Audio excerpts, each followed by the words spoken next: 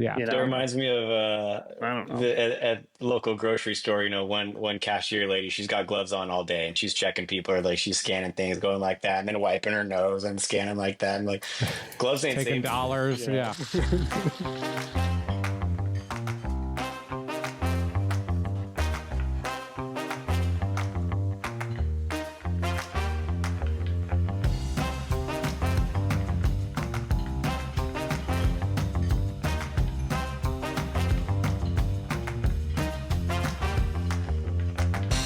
What's going on, guys? Welcome to Whip Cream Salmon. I'm your host, Ronnie Sanchez, joined with me as always, my co-host, Brian Bastanza. And today, I'm very excited because we have a special guest, former Plum Jack worker, coworker, Everything guy. everything guy.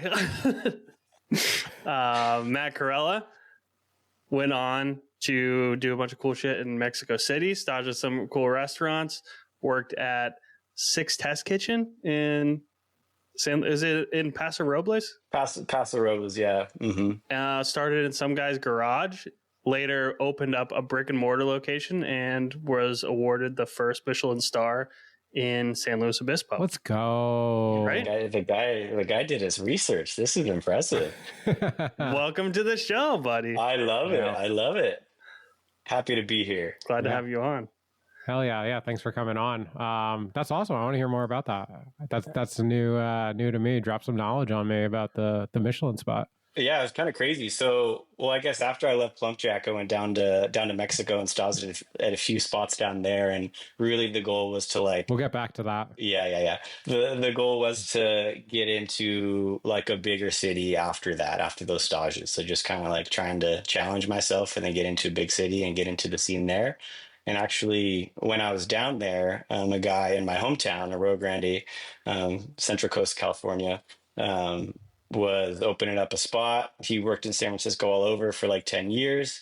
And his dad builds out industrial kitchens. So they actually converted his hometown, like garage into an industrial kitchen, Florida ceiling, stainless steel. It's beautiful. There was a six seat countertop bar. So he was kind of just getting going, doing like a 14-course tasting menu, just out of his garage. And so he knew one of the chefs I was staging under in Mexico City, actually. And then somehow it came up and we all got kind of in contact and ultimately ended up just moving back to the hometown and working with him. Worked there for 6 years and was in the garage for a couple of years and then got the brick and mortar spot like Ronnie was saying. And, ultimately got a Michelin star, which is a pretty wild experience. So yeah. That's so cool. That's awesome. Yeah. I mean, I didn't even know that you could do that legally. Like, is it like, just a home? Like it was illegal. It was illegal for sure. Yeah. It was illegal. Really? Yeah. But people would come there.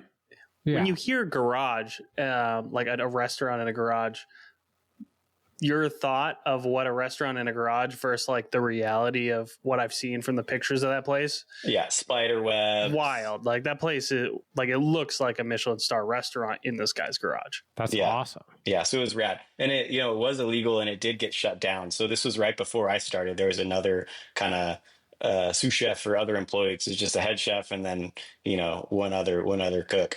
And one day there was it was a raid, it was like a small town. There's nothing going on. So there was like fire department, health department, maybe some other people from the city, maybe a police officer, all like storm in while like 2 guys are just like, quietly chopping up some like meat, getting ready for dinner service. And it was like immaculate, beautifully clean kitchen. Right. And ultimately the health inspector kind of worked with the chef to like help him find some loopholes. Cause he was like, I know this is the cleanest kitchen around. Like, I know you're not killing anyone with your food, So, that's cool with a loophole. And it was pretty much like having it legally be a cooking class. There was zero instruction. It was just like for tax purposes and for legality, licensing, whatever. It was a cooking class. Oh, gotcha. Which that you can do out of a I mean, I imagine, not that I know anything about like zoning or anything, but I imagine like business zoning, home zoning can't cross, right? Like, that's cool. That's rad. Yeah. You guys, I'm getting a little thirsty. You guys want to crack something open or?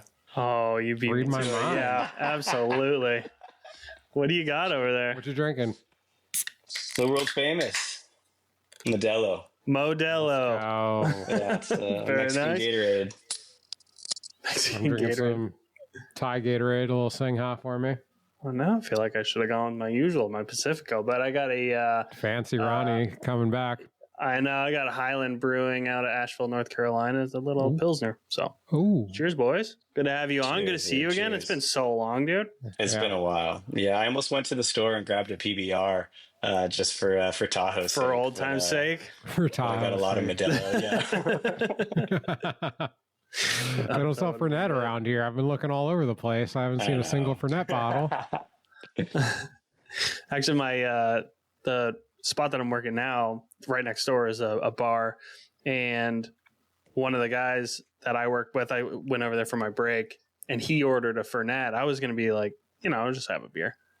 And he sits down, he orders a beer and a Fernet, and I was like, well, hold on a second. I was like, they got Fernet. I want a Fernet too. Did you pull out your Fernet coin or what?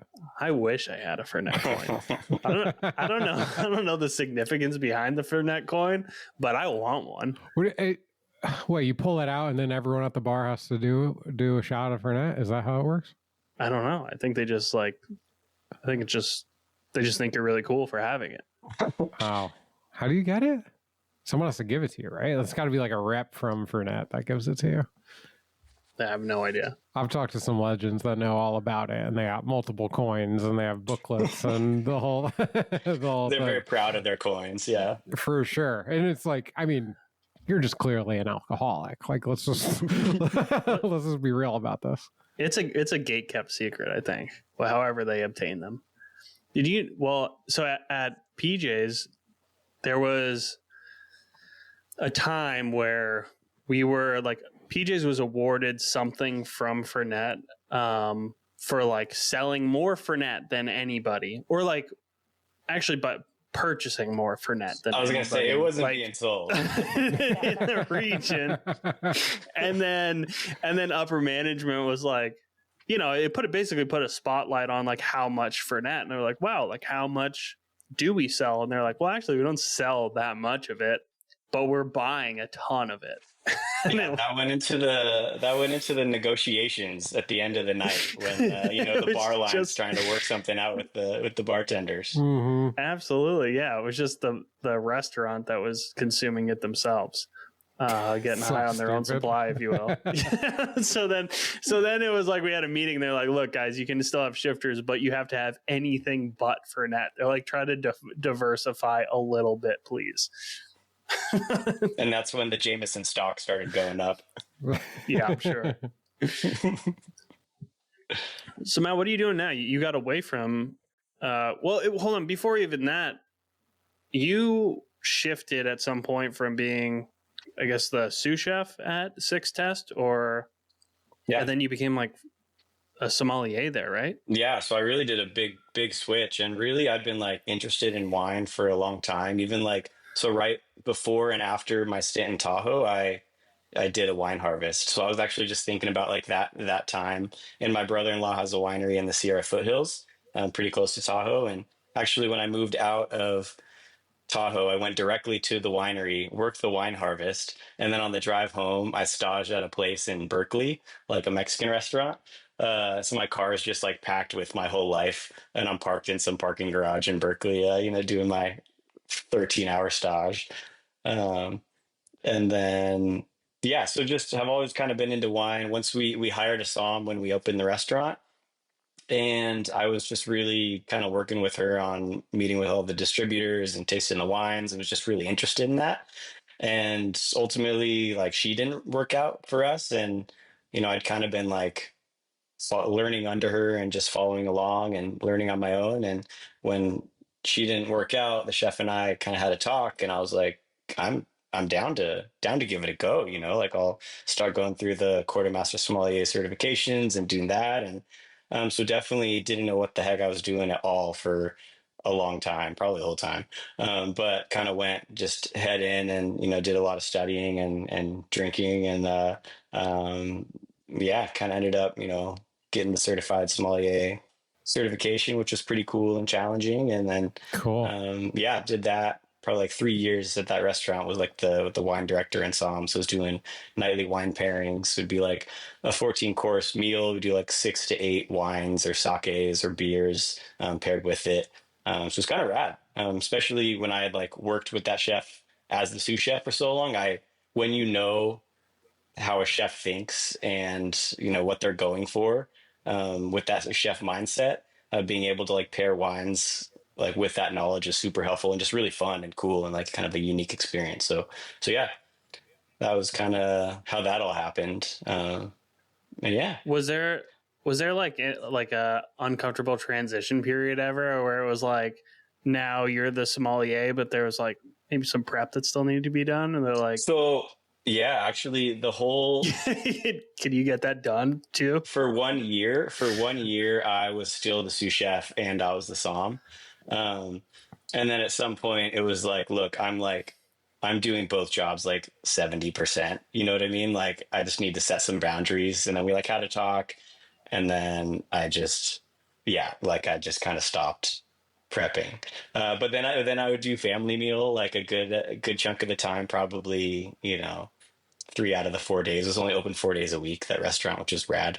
It's badass. But yeah, did family meal all the time. So I was still getting in there. And if there were little things that needed to get done, I'd hop in and do it. But definitely at a certain point, we got some boundaries established. Yeah, at PJ's, you were a family meal favorite, and I love actually it, earned dude. the Yeah. nickname Beansie from our great late cook, Dougie Fresh. Dougie He Fresh, didn't die. the one and only. Dougie didn't die. Hold on. You can't say someone's Well, late if they didn't die. Different Dougie. He different Dougie. He did pass. He did die.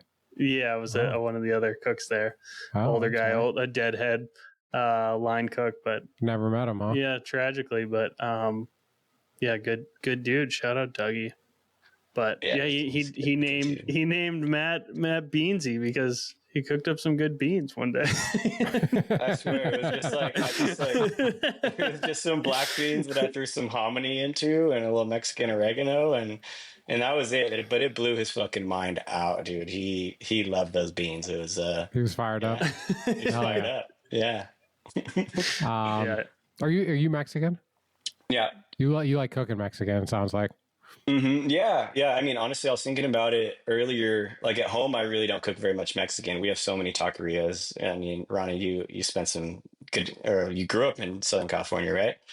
So you know the amount of taquerias we have in California, and I can't do it better than them. So I just kind of let them do it, and I'll dabble around a little bit. But I cook a little bit more simply at home.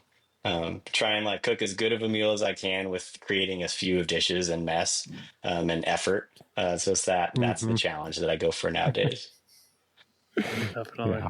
I want to get into your trip down to Mexico and hear about staging at some of these like dope places. Like what places did you stage at? And did they all stand out to you? Like, oh, these are all awesome places. Were there any that like you're like, oh, this has a really good reputation, but I don't love the environment here, or any kind of stories like that you have? Yeah, for sure. So I had 2 stages set up, and this would have been my second time going to Mexico City. So one of the spots that I really wanted to stage at was one that I'd eaten at. It was a guy, I was staying at a hostel, and some Canadian dude I met. I told him I was a cook. And he was like, "Oh, like I come down here for the food. You have to come to dinner with me tonight. Like this is on me. I'll pay for it, but you're gonna love this place."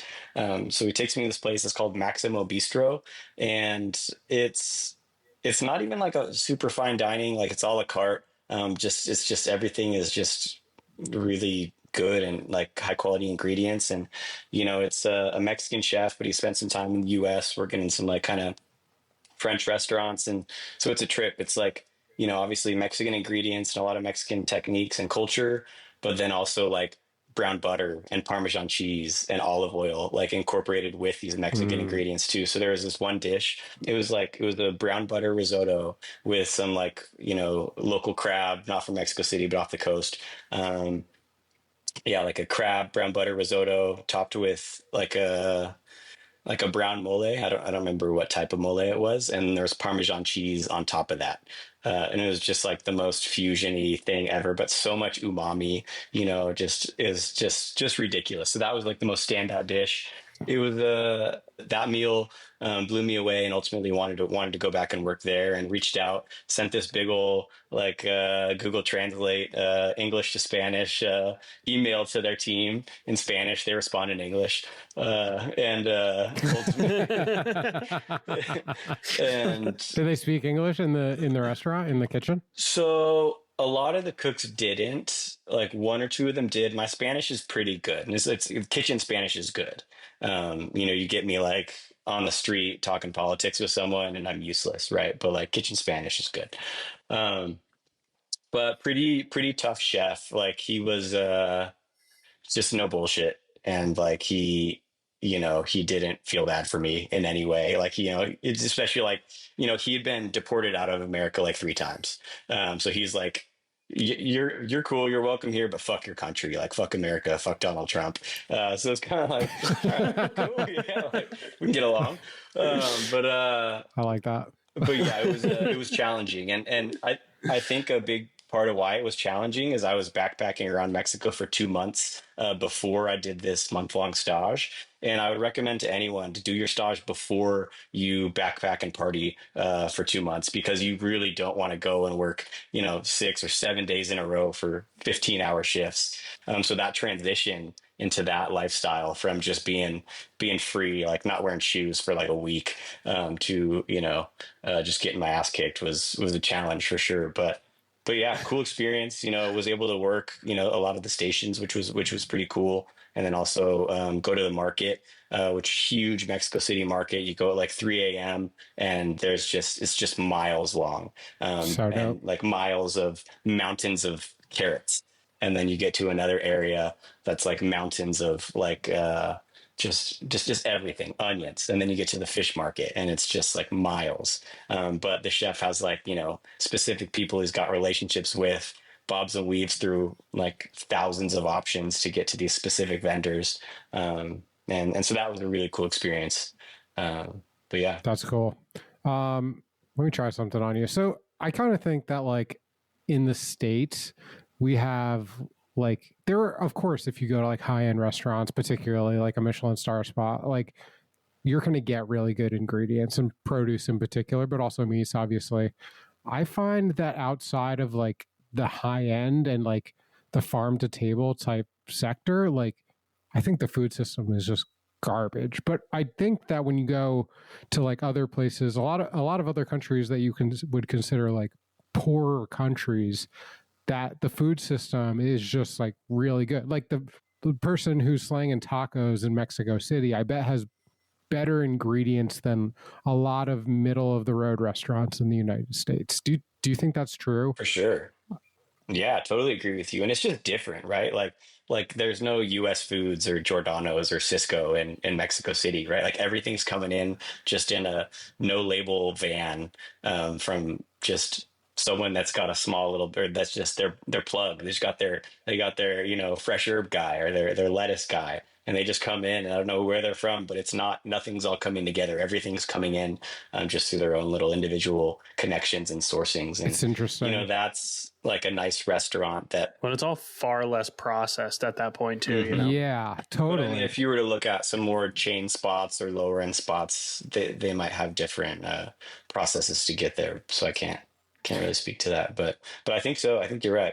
It just seems really easy to like just go to the market and grab whatever food that you want, as opposed to here. Like when I go to the grocery store, the regular grocery store, it's just like, it's kind of a lot of trash. You think you're doing the right, you think you're grabbing like the best ingredients that are available to you. But in reality, like when you go to a real market in another country, you're like, oh, this is what produce is supposed to look like. Why do these just taste different? Why do the peppers are just like sweeter and more flavorful than the peppers that we get in the grocery store? Something that kind of really bothers me about our food system. And I wonder if part of the reason why that is because we put such an emphasis on regulating the food system and being quote unquote like food safe. And like and I've signed up for all that stuff, and I've followed all the surf safe like things, as let's be real, not every single surf safe thing all the time, but most of the things most of the time. But I think it's over the top a lot of times. And when you see the street carts and you tell me, in Mexico, like some of that soup's been out for 5 or 6 hours, but it's really good and no one's getting sick.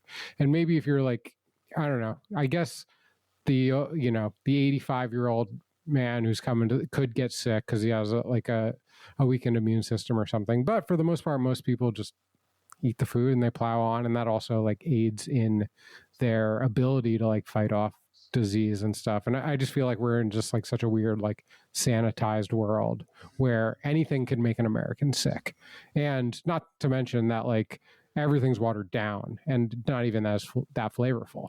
For sure. And I've had my fair share of days where I was sick and down and out in Mexico for sure. But there's a lot of variables with that too. It could be the water, or Sure. It's like if because I know that's a big thing there is the and at the restaurant it was like for washing veggies or any herbs that we're putting in, just holding in cold water. Like make sure you put this little magic powder pack of something to get rid of something. And every place might have their own protocol with that. So I agree with you for sure that we are like too sanitized. And I think that's why, me going down there with this like totally sanitized body goes down there and just gets kind of crushed sometimes because they just have stronger immune systems, I think. Right. Sure. Totally. I mean, I feel strongly that like I'm a stronger person because of how much dirt I ate when I was 13 years old. And I'm eating less dirt nowadays, and I probably get sick easier. Sick more probably. often. Not munching down cups of dirt in the backyard. Yeah. Brian and I, we went to Thailand.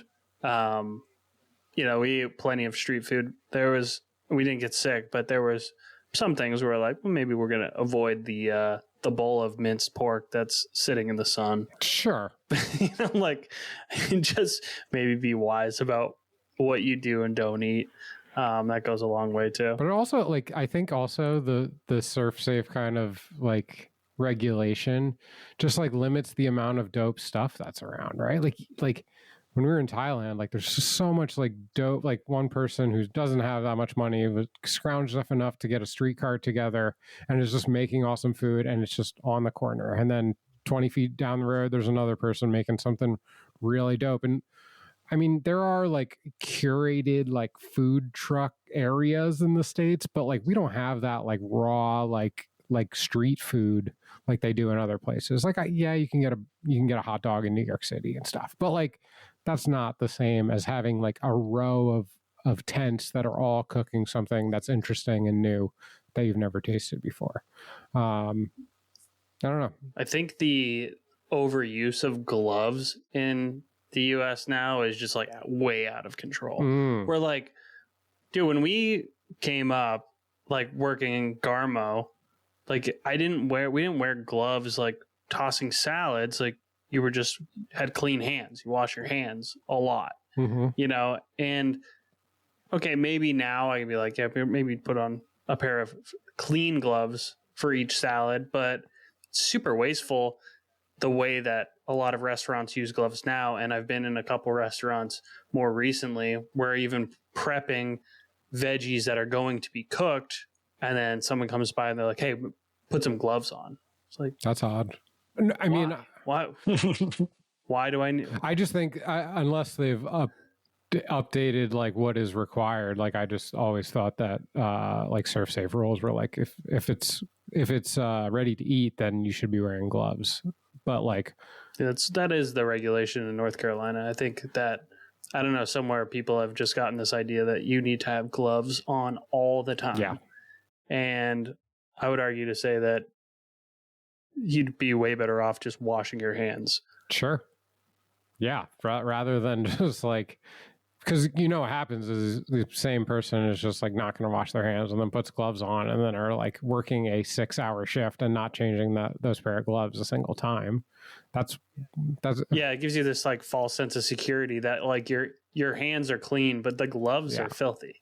Yeah. It reminds me of I don't know. at local grocery store, one cashier lady, she's got gloves on all day and she's checking people, or like she's scanning things, going like that, and then wiping her nose and scanning like that, and like gloves ain't Taking saving dollars. you, Yeah.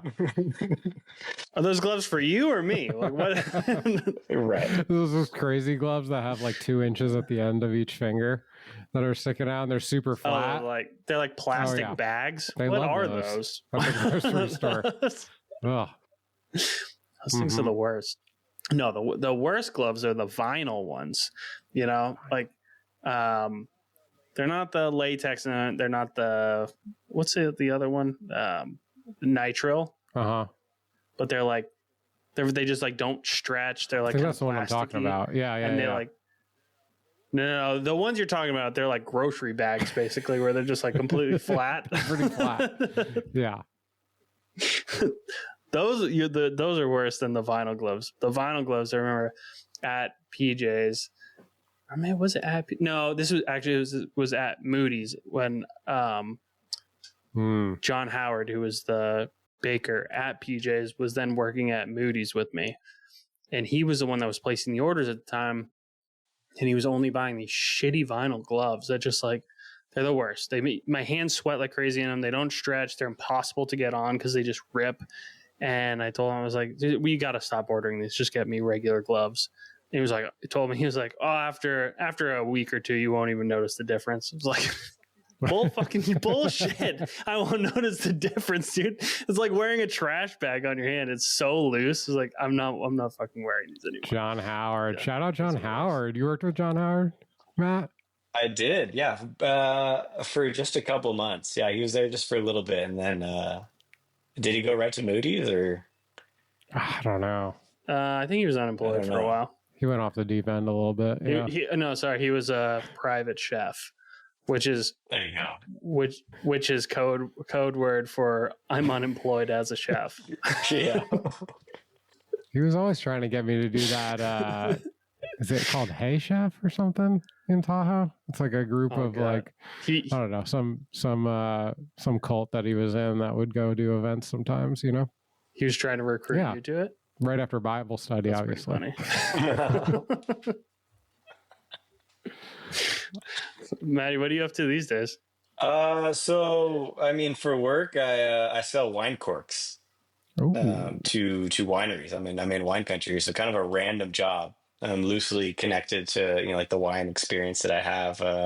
But if you ask me in a week, I might have a different answer for you. So we don't need to dwell on the career too much. I'm not getting back into kitchens, so it's nothing too interesting like that. But yeah. But outside of that, I mean, got a pretty big garden. Central Coast California, you can grow pretty killer garden for like pretty much all year long. Oh yeah. My now wife and I went to Hawaii over the holiday last year, and we have a little greenhouse. And when we were gone, we had a volunteer tomato plant in the greenhouse, just go absolutely nuts. Ended up being like 8 feet tall, just going like to the roof, producing sun-gold tomatoes in December and January all the way to like March.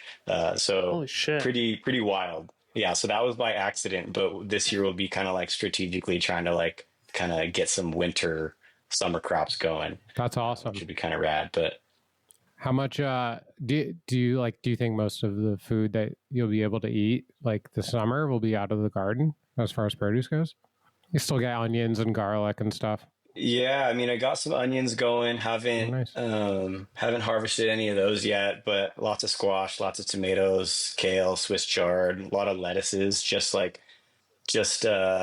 pulled out the lettuces because we got so many uses out of them. You just got to kind of start fresh again, but they grow really quick. But we eat a lot of salads here. So that, and then just all the fresh herbs, like having fresh herbs at your disposal is just like the biggest game changer. You can have just the shittiest meal and put some chives and, basil or tarragon on top. And like, it's just like, it just wakens it up, right? Just like gives it so much vibrancy and yeah.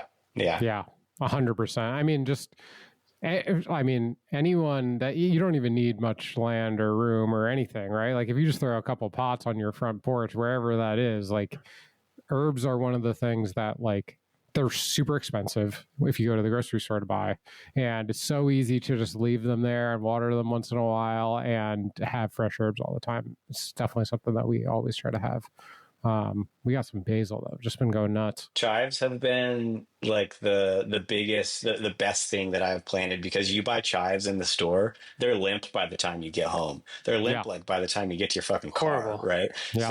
So yeah, it's cool to just go out there, just snip a couple and use those, and that adds so much. Yeah. I mean, and part of it is just like they put a bunch of them in there. Like if you want any amount of herbs, you need to kind of buy a bunch of herbs, and then you use it for one dish, and then you got a bunch that they just go to waste just sitting there.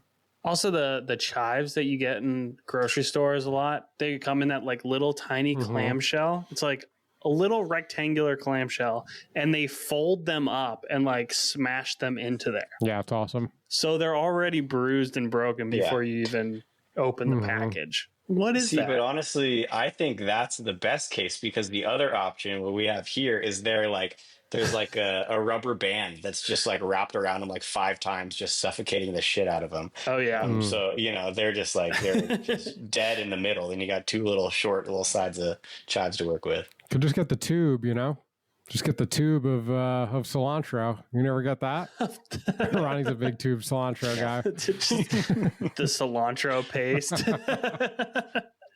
What even is that? How do you even get cilantro to that consistency? It's awful.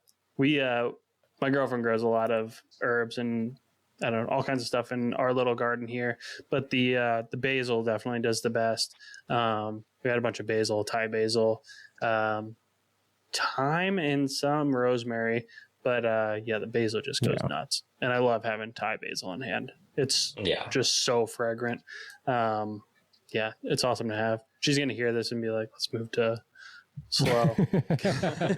Get on over here, let's go. Which I'm not opposed to. It sounds like a good spot. Definitely.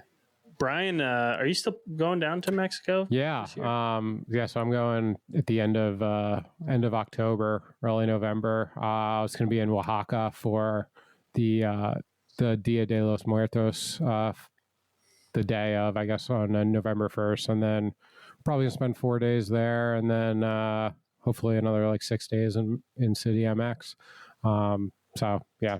If you have Rex, like I want to hear them for sure. It's just kind of me and a buddy, maybe 2 buddies actually. Like talk to Jack, and Jack's interested in coming down. So that could be a fun twist in the plan. Eating street food, probably spending money on food and as little money as possible on housing is kind of our angle at the thing. Yeah, honestly, you'll be kind of challenged to spend. Well, you can go to nice restaurants and spend some level of money. Sure. But outside of that, it's tough to spend money on food. Right. Everything's just so cheap there. And what I will say is like get your accommodation set if you don't have them yet, just because of like the Day of the Dead and Oaxaca. That's like, it's gonna be a shit ton of people there. It's gonna be awesome. Yeah, for sure. But just start looking into that if you haven't.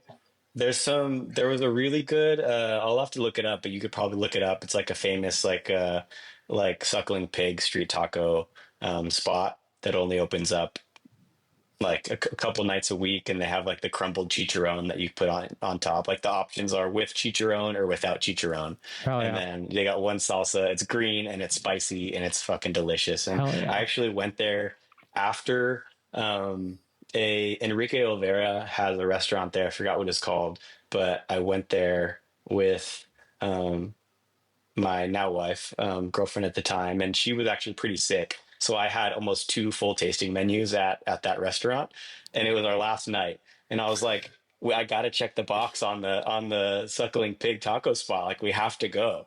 So I had essentially 2 full tasting menus, go and get 4 tacos there. Was just like bloated like a balloon, man. And but I don't regret it at all. They're probably the best tacos I've had in Mexico. So those were damn, seek those out. Okay. Yeah. There's like the meat market. I don't know if they call it like the smoke market or the meat market. But anyone, I think Anthony Bourdain's probably done like a thing down there a long time ago, and you know, I know Rick Bayless has done like a little video, but it's just like it's like a meat hall, and everyone's just got grills on both sides, and just grilling meat, and you just kind of like choose your meat and they grill it for you, and then you pick out some sides that you want, whether it's like roasted peppers or vegetables or different salsas, and it's just kind of all eat with your hands kind of thing. Super good experience. Can't go wrong there, honestly. I think I've seen a video of that spot. Yeah, that's awesome. Lastly, there's some like street hot dogs there that just slap so hard. You know, Okay. albeit it was like 2 or 3 in the morning when I was getting after those, but yeah, the Oaxacan street hot dogs are just killer. Bacon wrapped, mayo, you know, mayo, ketchup, mustard, caramelized onions, pico de gallo. It's just silly, and it's like it's probably 2 for $1, honestly. Yeah, Love that. Yeah, I'm excited for sure. Make me jealous. I feel like I gotta get it going now. you're gonna have a blast. Hell yeah. You guys want to come? I mean, let me know. We're doing it. Sounds like a good time for sure.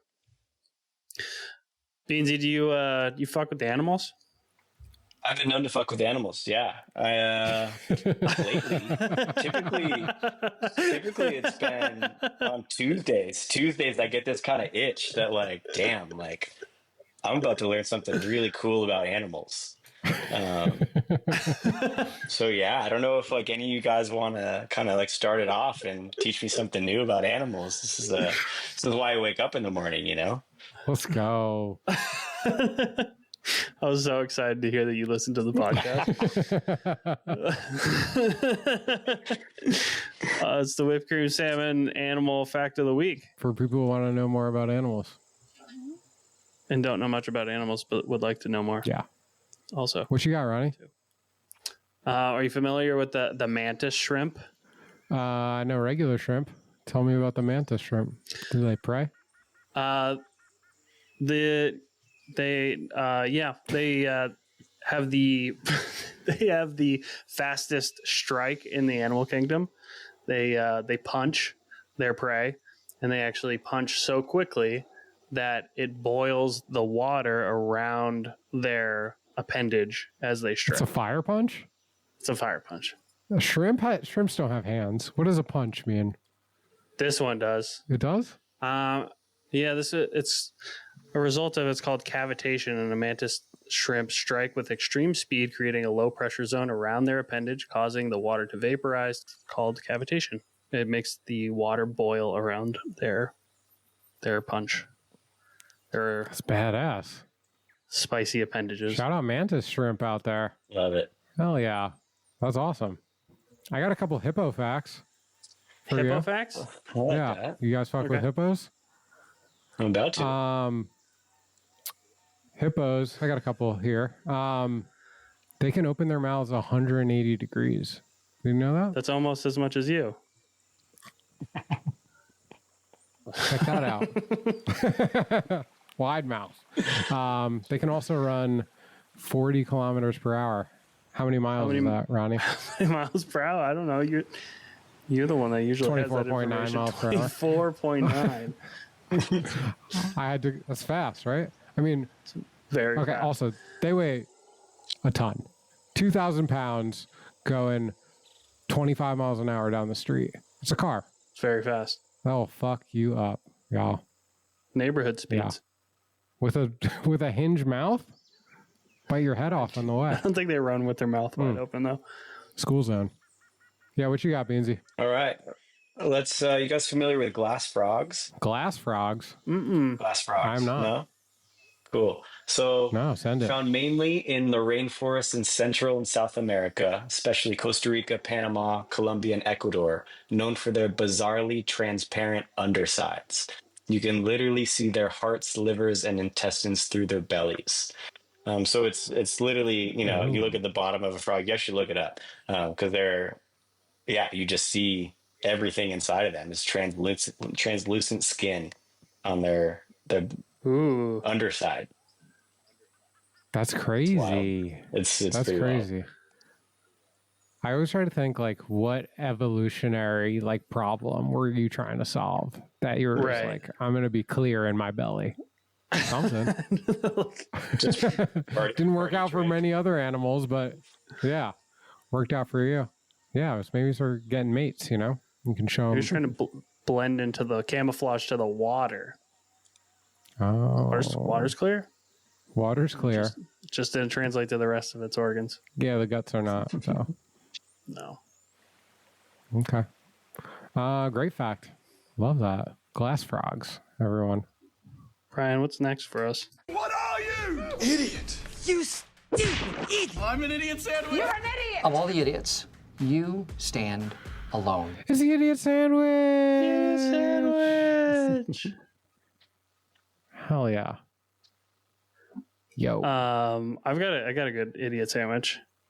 You do? Nice. Yeah, just happened at work the other day. Young kid. He's not at work. And we don't have like a posted schedule. You know, it's more of a word of mouth schedule. And so he's not there. And so we're kind of like, I don't know. It's not a major detriment, but, you know, people are asking the question, like, is so-and-so supposed to be here? Let's call him Greg. Is Greg supposed to be here? I'm like, I don't know. I think he usually works today, right? And everyone's like, yeah, I thought he did. Okay. Whatever. The night goes on. Shift starts at 3:00. 7:30, the store phone rings, and the manager picks up, and they're like, hey, Greg's on the phone, and he wants to know if he was supposed to work tonight. Well, let me tell you something. If you don't show up to work and nobody's called you for about 4.5 hours after you were supposed to be there, maybe just play it cool and hope nobody says anything the next time you show up, because then suddenly everybody's talking about what an idiot you are. Congratulations, Greg. Well deserved. Greg, idiot sandwich. Yeah. Yeah, well deserved. We've all seen a lot of people not make it to work. But yeah, play it cool if you're gonna miss it. Yeah. Play dumb the next time you come in. Yeah. You know. What do you mean? We don't even have a schedule at this place. Yeah. If you want me to be here, write it down. Right. Don't call 3.5 hours, 4.5 hours after what time you were supposed to be there and ask if you were supposed to be there. Yeah. Maybe at like 1:30 you could have called. Yeah, maybe you called. Hey, am I supposed to be there? Yeah, that'd be a better time. Yeah. Greg, congratulations. Beansie, you want to go? Let's do it. So I got two, because I was feeling a little insecure about the first one, so I figured, you know, quantity over quality maybe in this one, but I thought it, you know, it's fine. I gotta have at least one be about me. I gotta be the idiot sandwich in at least one. It's only fair, right? First one, I'm the idiot sandwich. Spoiler alert. This is a Sunday brunch shift at a spot I was working when I was freshly 21. So, you know, when you're freshly 21, Sunday brunch is not what you should be doing, because Saturday night you're working the dinner shift, you're hitting the town, and there's not a lot of hours between the end of that and the start of the brunch shift. I was actually out with the other brunch cook, which is mistake number one. The two brunch cooks late night together leads to failures the next day. So we're both, you know, just focusing on our breathing while our, you know, setting up our station the next day, you know, just chopping, you know, we got the, you know, you got the trash can right next to us as we're measing something out. Let's just call it like red bell peppers for some reason. So I got like a 6-pan that I'm, you know, throwing the bell peppers into, got the trash can that I'm throwing the stems and seeds into. About 10 minutes goes by, and myself, and not only myself, but my coworker, somehow we were both doing this simultaneously. We're throwing our prepped meats into the trash, and we were keeping the seeds and the stems and putting those in the 6-pan. Got absolutely nothing done, you know, over that 10, 15 minutes there, both of us.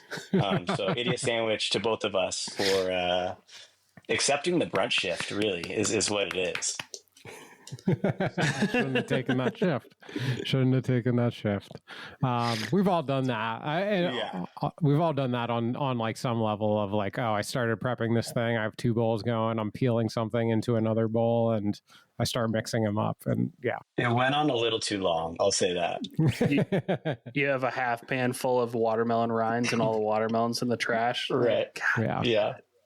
And then second one, this is the original one I thought of. And it's kind of classic, I guess, or stereotypical, but it was the same restaurant. We were getting slammed on a Saturday lunch, and the chef's on the line. We're just getting crushed. Everyone's just like doing the best they can. And meanwhile, we have a dishwasher who is like in high school, kind of interested in the kitchen, but also he's green. He's very green. And we're getting slammed. And the chef yells over to the dishwasher. His name's Riley, sweet little innocent boy. And he's like, Riley, I need you to go to the cafe across the street and get a left-handed saute pan. We need it right now. And, sends him, he drops everything, sprints out over there. And then as soon as he leaves, the chef looks at me. He's like, I'm sorry, man. I just needed some level of joy right now, and 10, 15 minutes later, he comes back just red in the face. And then he's like, yeah, they told me you were fucking with me. And you're like, yeah. That's how it goes. So, sweet little Riley, your idiot sandwich goes to you, my man. Riley, congratulations. I love a little kid. I feel like it's rare that the restaurant that you end up at is like not going to play along and send you to another restaurant looking for one. Yeah. But that was nice of them to be like, hey, you're getting fucked with, dude. Yeah, well, they're also, Saturday, they're getting slammed as well. They're like, get out of here, Yeah, totally. At Plum Check, there was very small village. We had several restaurants all within walking distance, and you'd always get the new kid. So-and-so sent me over here. He said that he loaned you guys the bacon stretcher and he needs it back. Like, oh, we loaned it over to the Dubliner. And then they go over the Dubliner looking for the bacon stretcher. The kid just gets passed around, but pretty funny. So good. I got one here that's I found this on Reddit. It's kind of a story that this person's like asking for I don't know, answers to. Here, I'll just read it. When making baked potatoes tonight, my microwave oven exploded. First of all, you weren't making baked potatoes. You were making microwave potatoes. Well, it didn't explode completely, but the outer pane of glass blew out all over the kitchen. This microwave is not particularly old and has seen a fair share of normal use. What's odd is only the outer pane broke. The inner glass remained intact. What could have caused this phenomenon? Although the blowout is the main attraction, something else interesting happened. After the explosion, the glass shards on the ground started crackling and popping and dancing around the floor like Mexican jumping beans. The shards continued to do this for 5 to 10 minutes after the initial event. Could the glass be releasing energy, or could the molecule still be in motion from the microwave? Thanks for reading. I hope someone can explain this. I can't explain it, but I think it's hilarious that you blew up your microwave with a baked potato, or excuse me, a microwaved potato. How long do you think you have to microwave a potato before it explodes your microwave apart? It's not even clear that the potato exploded, just the microwave. Just the microwave. I'm picturing the potato still intact, just sitting there, just the half cooked in the middle. Still raw. Yeah. Yeah. That's the worst part. Idiot sandwich goes to you for blowing up your appliance. That's brutal. Mystery will not be solved today. We don't do that here. That's not our bag. And now it's time to get on the bus. Now it's time for the Whip Cream Salmon School for cooks that don't cook good. How do you do it? Let me hit you with some knowledge. This is the moment we've all been waiting for. Woo! Yippee! Oh yeah. My tip for home cooks is to understand the oil that you're using. That not all oils are created equal. Don't fry things in olive oil. Don't dress your salads in canola oil, for example. Or you can, but it's not going to be the best. Yeah. Different oils for different things. Yeah, for sure. And the reason for that is that different oils have different burning points. So if you're going to fry something, and say olive oil, not only is expensive, but the oil will burn and your food will taste fancy. Yeah. And there's certain oils that just are more, the purpose of them is to be flavorful and be on the dish as opposed to being cooked in. Certainly those cold pressed olive oils and stuff that like are super olivey flavored and are good for garde manger purposes, but not at all good for really cooking anything. I mean, you shouldn't be making even low temperature cooked items with that oil. Great one. On that note, I got kind of another, could be an idiot sandwich, but I'll tell it anywhere. Anyway, at PJ's, I remember we were really low on oil, and Jack was going to make family meal, and he decided he was going to take some of the Calabrian chili oil from the bucket of Calabrian chilies and use that to like saute something with, and ended up just smoke bombing the entire kitchen. It was like pepper or like some kind of gas, like a for sure spicy oil, just like everyone's coughing and running outside. That sounds like a really good time. Jack. I bet he was out on Saturday night for the Sunday brunch shift. That's classic Jack. Smoked out the kitchen. I got a little one here. I've never heard of this and I've not tried it, so maybe misinformation. Keep bananas fresher longer by wrapping the end of the bunch in plastic wrap, or better yet, separate each banana. Both tactics block ethylene gas from releasing out of the stem, therefore ripening the fruit too fast. Have you heard that? No, but I've seen the stems wrapped. I definitely didn't hear to separate them, but it's interesting. Yeah. We always have bananas that... The more you know. Yeah, they come in green, and then they, before we get through them, they're kind of on the way out. So I'm going to give that one a go. I like that. All right.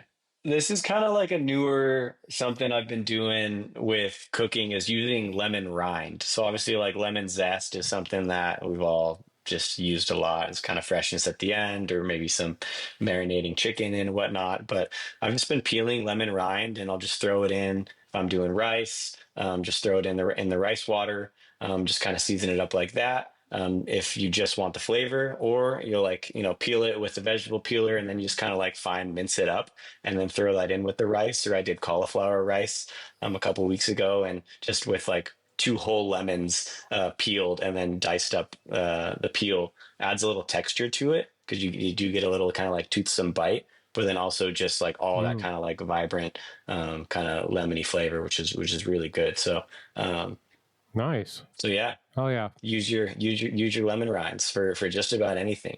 Oh yeah, I like that one a lot. Oh yeah, that's awesome. And like bring out the like bitter flavor too, that like sometimes can be a turnoff, but like if used tastefully is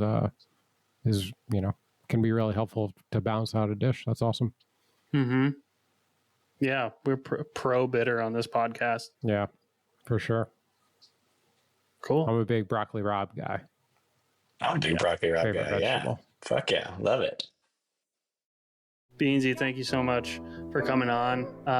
It was really great catching up with you, and you and Brian should definitely stay in contact, especially as Brian is traveling down to Mexico.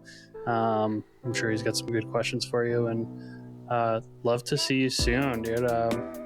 I don't know, I haven't spent much time in SLO, but maybe I got to make a trip. Actually, Brian and we're taking a trip out to San Diego here in a couple months. If, I don't know, it's a few hour drive for you, but maybe I can get down there. Yeah.